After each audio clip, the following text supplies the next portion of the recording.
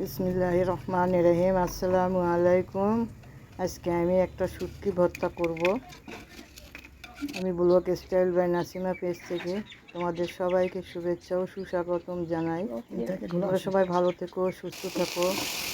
আমি প্রথমে শুটকিগুলোকে সুন্দর মতন করে ধুয়ে গরম পানি করে সিদ্ধ করে তার মধ্যে একটু আলু দিয়েছি, মরিচ, কাঁচামরিচ, পেঁয়াজ, লবণ, হলুদ এবং তেল দিয়ে এটাকে সুন্দর মতন করে ভেজে নিলাম। যা দারুণ ভর্তা, বলে শেষ করা যাবে না।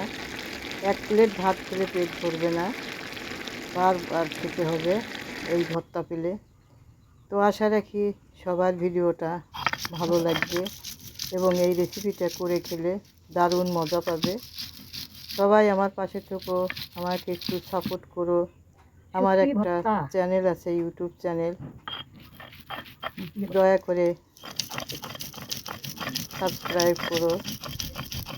তো সবাই ভালো থেকো, সুস্থ থেকো। তোমাদের জন্য আমার দোয়া ও ভালোবাসা অবিরাম।